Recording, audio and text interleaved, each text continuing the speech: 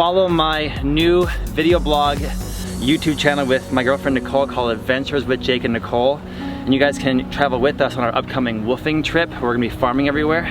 Put the link down below.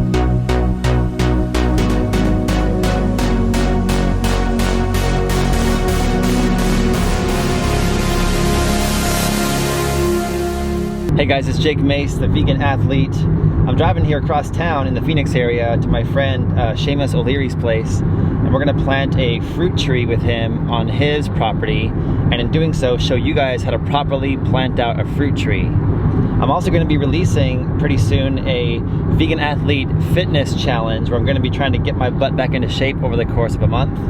And I hope you guys who are gardeners out there, you don't need to watch the fitness challenge, you can just wait for a gardening video.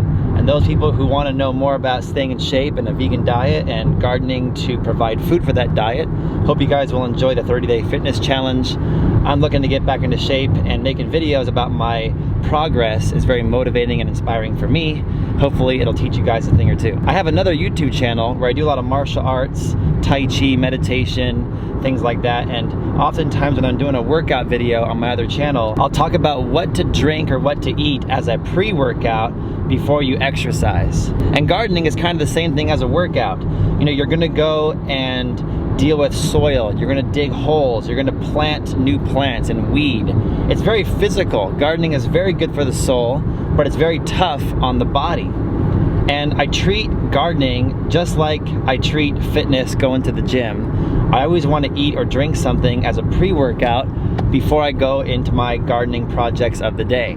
So one thing I talk about all the time is fruit.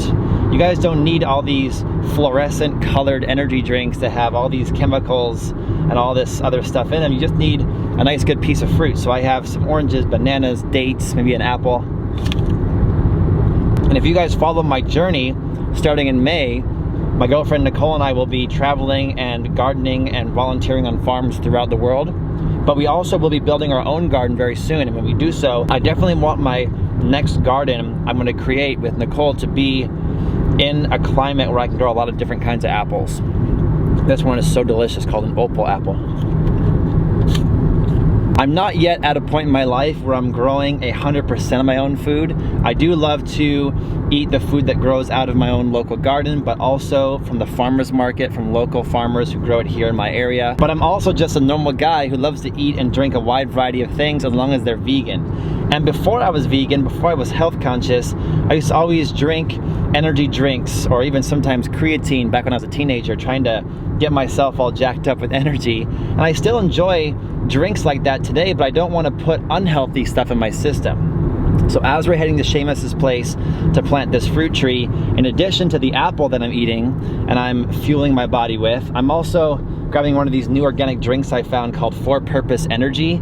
And this one is pomegranate raspberry. I've been looking for a drink to fuel my body with when I go to the gym or on a hike or into the garden, so I can have something easy to carry with me that will fuel me up and give me a lot of energy. I'm just getting into Shamus's place and I'm pulling in. I look at the ingredients of this drink and it's got carbonated water, fair trade organic cane sugar, it's got organic lemon juice, it's got organic caffeine, it's got fruit and vegetable juice for color, it's got vitamin B12. So me being a healthy guy who's been vegan almost 20 years, grows a lot of his food, farmer's market supporter, I also drink a lot of energy drinks, but I like to find the organic healthy ones. And For Purpose Energy donates 10 cents of each can to help educate children in the developing world. So I am here at Shamus's. No one's seen me yet. I'm going to get some energy here through my apple and my pomegranate raspberry drink. Check these guys out. All their links are down below in this video. Now I'm fueled up, ready to go plant a fruit tree with you guys. Hey guys, so part of the deal of coming to visit Shamus is that Shamus and Deepa always hook me up with some really cool fruit. So they got some really ripe looking carambola or star fruit here, which half the fun of eating this is to see the shape, right? That one's fantastic. Yeah, I think this back to you. It's so good, thank you for that. There, and then dirt down inside here, but not in the mother pot. Another plant. Yeah, and then also inside here. This one. Okay. All of them that have to have dirt on top of them, so then they'll grow roots. And I've never seen them less than 150 or 500. I've been teaching for some like 150 to 300 in that range is good and trees. Yeah. It just takes slow enough to get them over. Yeah. Okay. Hey man. Thanks for letting me plant some trees on your place today. You're more welcome for me letting you plant some trees. I know. Well, I think it'd be good to show the folks how you properly plant a fruit tree and what tree you want me to plant, what kind. Date palms. We just got 2 of them in from Abdullah. My favorite. Yeah. So I figure out along the driveway that'll finish that off. And you got some energy for me? You got some rare fruit I can do have myself something. With? Actually, courtesy of Steven Stromberg. I've never seen this before. This is the Indian Jujube. This is the tree that we sell with the very tiny thorns. They call it thornless, but they're really small thorns. But they'll fruit the first year. Oh, really? I did a video called My Favorite Fruit Tree, and it was about the Chinese Jujube. This is not that one. No, correct. These actually have flavor. Yeah, these are good. On the inside, this thing's like a wax jambu, which you also sell here. Yeah. These are actually good. It's almost like really delicious, juicy, like Asian pear. They'll take full sun. They'll take our winter.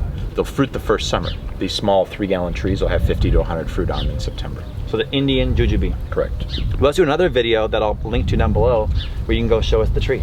Yep.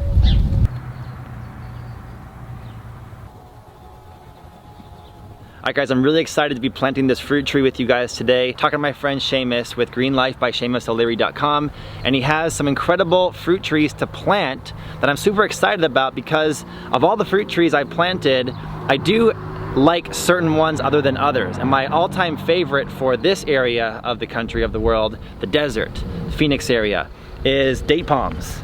We've got these 2 lovely sized mother date palms that were just recently transplanted from a different property to here, to Green Life. And we're gonna take these 2 date palms and put them in the ground. So Shamus and his team have already been planting other date palms here. They have date palms for sale here. I'm gonna show you guys step by step how I plant the date palm, the soil that I use, how I berm it, how I flood it at the end. And I'm gonna give you guys tons of tips and tricks. You're gonna wanna watch the whole video all the way through because if you leave out any of these pieces, you won't have as successful of a fruit tree as you would if you include all the pieces. So watch till the end. The very first part about planting a fruit tree successfully is picking the proper location for the fruit tree. Okay, you can't put the fruit tree in an area that it does not want to be in. Since this is a date palm, they can be treated almost like a native for the Phoenix area, meaning they can take full sun, they can take the Phoenix cold, they can take the Phoenix heat. We do want to flood them with a lot of water, especially after we first plant them, and especially in the summertime when they have the hot temperatures.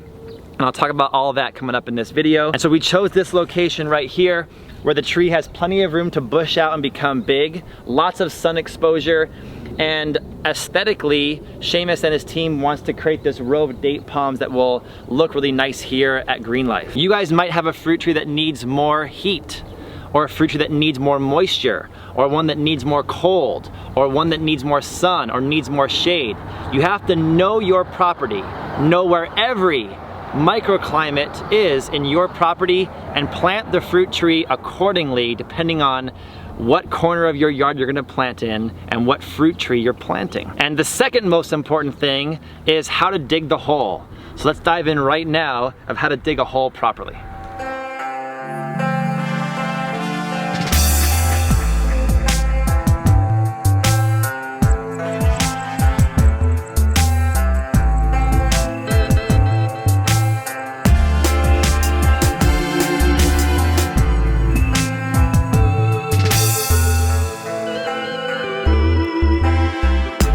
All right guys, here's our center point.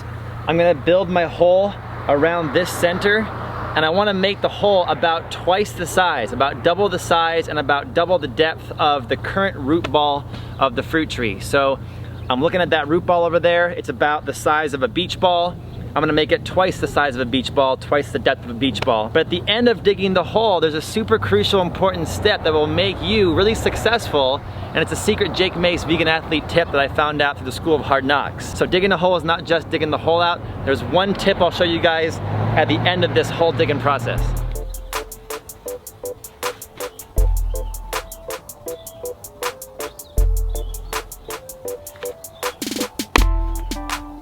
Guys, look at all these wood chips. This is a fantastic thing to have in your landscape, and I know this tree is going to be successful because I can already tell because they are serious about wood chips here. But these wood chips are in my way temporarily.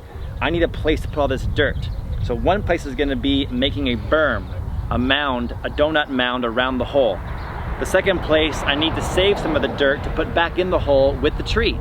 So we're going to rake some of these wood chips away and make a little pile of dirt here that we can use later on when we backfill the dirt and the soil mixture I'll show you into the hole with the tree.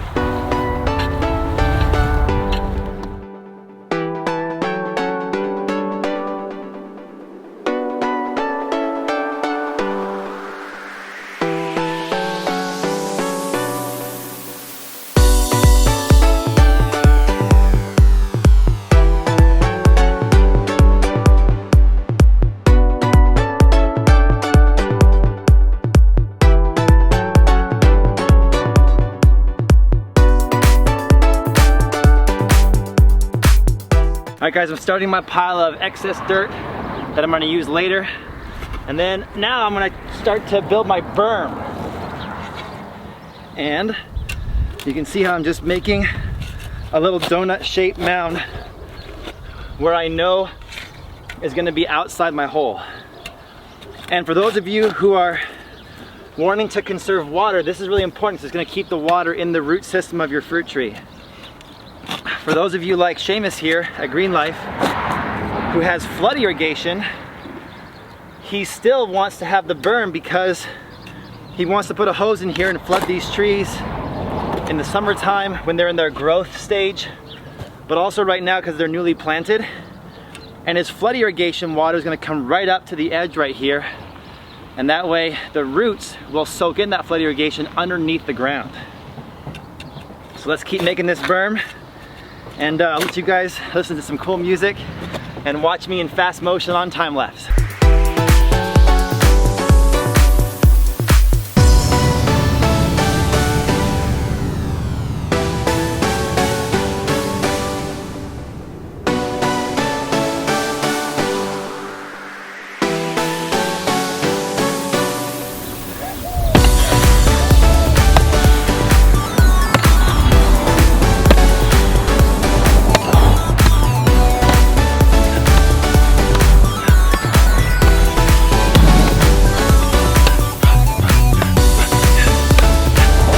Alright guys, come with me a second. Get on over here. It's my man Doug Jones over here with Green Life. You guys know Doug Jones. He's one of my favorite gardeners in town. This is his truck, and he's got these big date palms in this truck.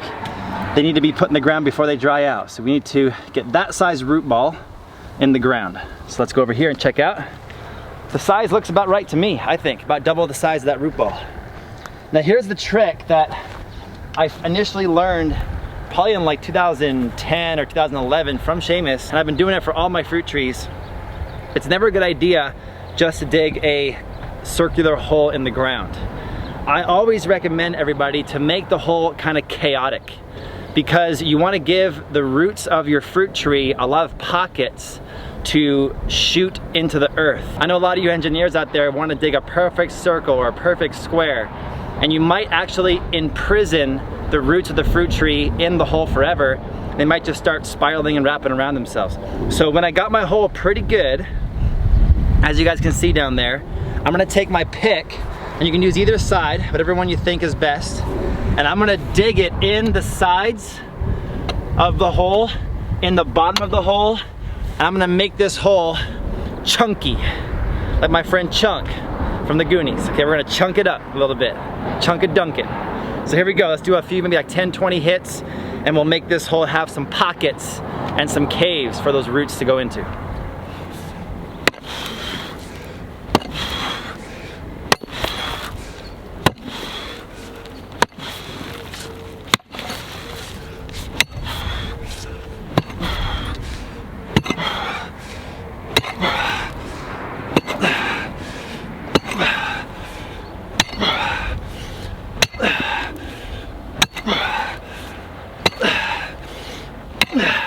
Let me give you guys some butt action here. Sorry.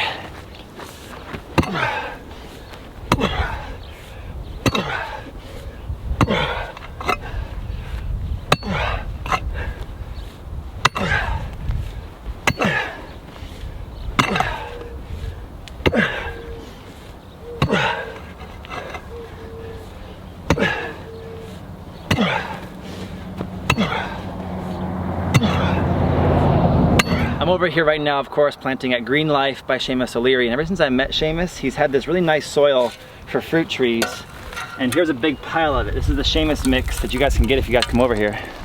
He's got lava sand in there, composted mulch, different sizes, and he's got different kinds of rock and pumice and things like that. So it's a really good, well-draining mix that allows the tree's roots to grab onto stuff. It allows the tree's roots to drain. It allows the mycorrhiza to explode and have a really nice ecosystem to live in. And we're gonna take some of this Shamus mix over to our date palm and use it to create a very well-draining soil over there.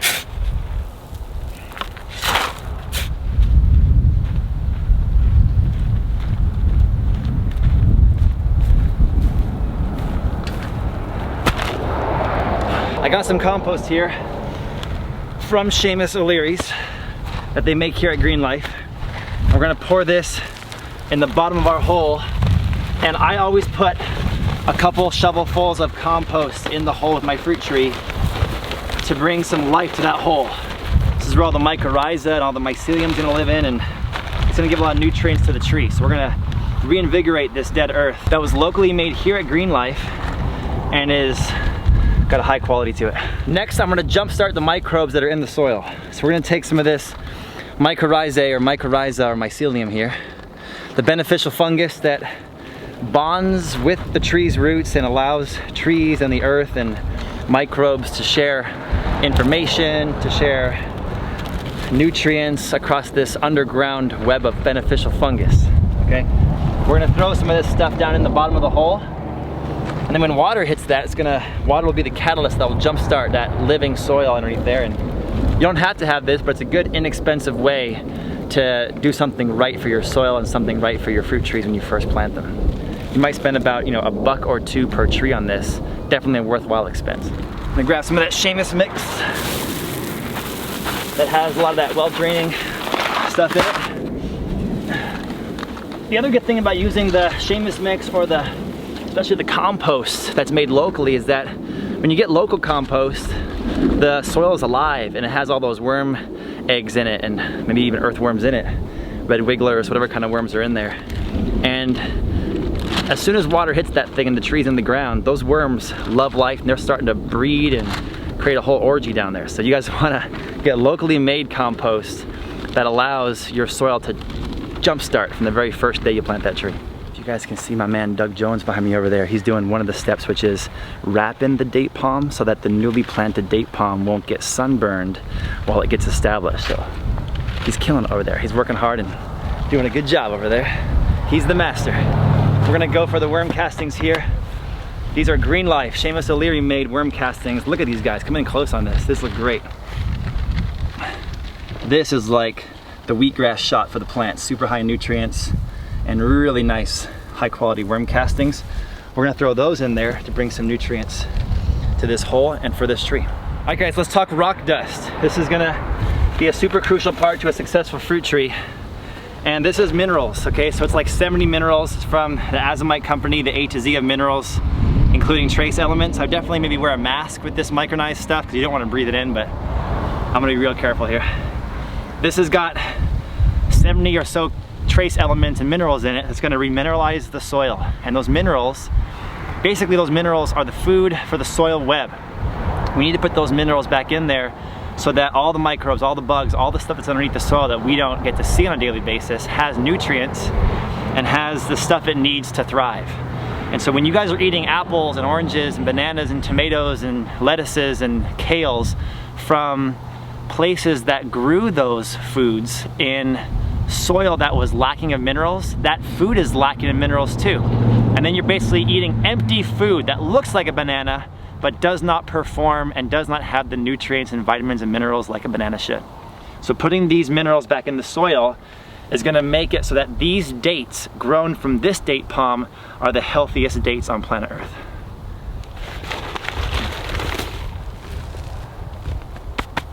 All right, adding in a couple extra shovelfuls of the native stuff.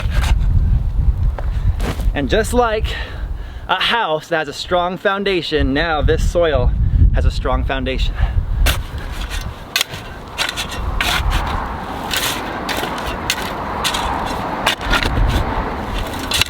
All right, time to get our date palm and put her inside here.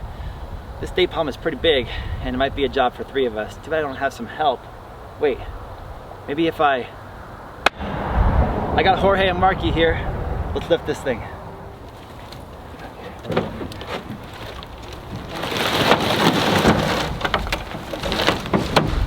Lift it up.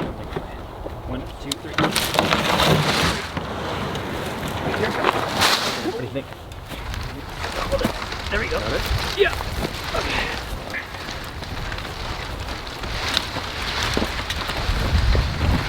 Okay, watch out. You got it? Let's see my depth really quick. Adjust it as well. Alright guys, so now a little bit of the Chinese martial arts come in handy with some flexibility. We're kind of in a race, and the race is, can we get this date palm situated and lined up and straightened up right before the roots dry out? So we want to get this guy in there, get him the right straightness, have the pups turn the right way, get the right depth going in the ground, and then backfill it in and water them. What you guys could also do is you could follow my new video blog YouTube channel with my girlfriend Nicole called Adventures with Jake and Nicole, and you guys can travel with us on our upcoming wolfing trip. We're gonna be farming everywhere. Put the link down below. You can also join Shamus O'Leary's YouTube channel because you'll be able to see updates on these date palms they're planting in this hedge, a hedge of date palms as they grow, mature, fruit, all that jazz. So definitely join all that stuff, and it's all down below. And also follow Wandering Gardeners, myself and Shamus on Instagram. Put those links down below too. All right guys, a little recap. We're gonna backfill in a combination of the native dirt, this locally made incredible compost made here at Green Life. We got the worm castings made here at Green Life. If you guys wanna see inside here, it's tantalizing. It looks incredible, like coffee grounds, but it's actually worm poop. We got the mycorrhiza. We're gonna put a couple tablespoons of that in there. We got the Shamus mix, the well-draining mix they have here. It's great for fruit trees, whether it's potted or in the ground. We got the rock dust, the micronized rock dust. We're gonna combine all this together. And if you wanna see some of the ratios I use, like how much worm castings, how much rock dust, how much Shamus mix, how much native soil, I'll link some other YouTube videos down below of the other date palms I planted, where I went into depth of the ratios that I used in the ground, in the soil mix, when I backfilled the soil back into the root system. So all those other date palm videos are down below. So I've got some of the pre-made mix and some native soil here. We're gonna add some more of this well-draining Shamus stuff. We're gonna add some of these worm castings. Add some of the compost. Some of the azomite, rock dust. From this pile we made earlier, put that native soil back on top, and you can either mix it in a wheelbarrow so it's really well distributed and mixed up, or you can just mix it right in the hole. When nobody's watching and the camera's not on, I just mix it right in the hole. But for you guys, I'll make it look all pretty in this wheelbarrow.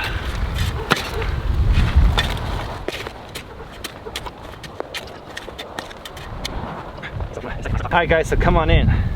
Look at this soil. I can see the lava sand, the composted mulch, the compost, the worm castings, the rock dust, the native soil. It's kind of got this tan color to it. And to me, this coloration and the viscosity, if that's what you want to say, the viscosity of this mix looks perfect.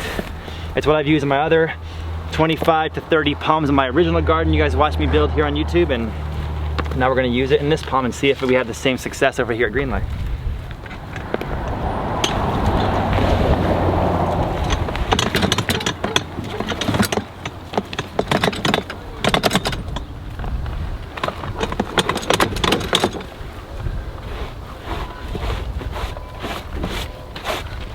Now you guys can see we're going to play with it a little bit and just kind of nestle it in, and now as I kind of move it around a little bit, that dirt will settle. We're going to have this the right depth, and we'll decrease the air pockets with a little bit of movement here and then watering it at the end. I don't know about you guys, it looks pretty straight so far, and we'll be able to tell for sure when we're done backfilling in. Let's backfill it in with the same mixture. What I am gonna do is, when I get about halfway filled up, when the soil is halfway back in, I'm gonna take this mycorrhizae like this, and I'm gonna kind of sprinkle it around the root system to jumpstart those beneficial fungi and fungirls underneath the soil. I'm fading. I need the other half of my For Purpose energy drink, and you guys can get all the links to get these yourselves if you want down below. Guys, I'm all finished up. I kind of made the berm nice. I cleaned up a little bit of my mess. That's very important. Clean up as you go. I put some compost here on top, and now when I water this guy, I got the fresh compost on top that will drain into the soil and bring some life. Every tree is different, and with the date palm, what I've learned is the best time to transplant them and plant them is in the heat of the summer. I've also heard from a lot of date experts I've trained with, you don't want to take the water and spray inside the trunk of the tree. You want to only water the roots here. So I'm going to turn this water on, flood the root zone here, and I'm going to watch and make sure that I don't have any leakage. I want it all to stay inside the hole here. And there's one final step I'm gonna do, actually two final steps that I wanna show you guys that will make or break this tree. Let's let this thing fill up with water, and we'll cut to those two special tricks. One is gonna be this container of goop in here. We're gonna pour this inside this bucket, check it out. And this is liquid seaweed. We're gonna pour about that much liquid seaweed in there and fill the rest up with water, and add this to our root system, to the watering process, to give some good seaweed nutrients to this tree. A lot of you out there who are gardeners might use fish emulsion. I don't, because I am the vegan athlete, but a lot of people have success with fish emulsion. I just use the seaweed. You can use either one or both. Hey, I want to thank you guys for joining me here today. It's always kind of boring to garden by yourself. It's good to garden with a buddy. I got my lovely Nicole here on video, and she's been helping me in between shots. We've been doing this tree together. It also is always helpful to play some music or listen to some news. I usually click on the app for NPR on my phone and get caught up with the day's news events. And after we fill this bucket up, we're gonna pour this into my fruit tree's well, the water well. We're gonna do one final step, and then we're gonna call it a day and go get us some food. This tree is gonna thank me for all this stuff here. Okay guys, and last is my own personal thing that I like to do. I like to tuck the wood chips back in. So I like to make it look pretty, and kind of eliminates all the mistakes I made. So I kind of just tuck the wood chips in this way. And that way it looks like the date palm had just always been there, or the fruit tree, whatever fruit tree you're planting.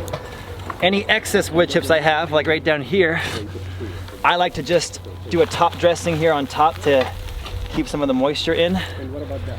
And then we have a great atmosphere for bugs, microbes, and all that junk, water conservation, etc.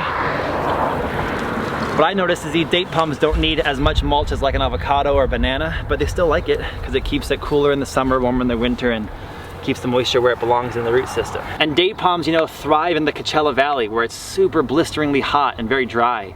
They thrive in the Middle East. I think 90% of the US date crop comes from Coachella Valley, which is one of the hottest places in the whole US.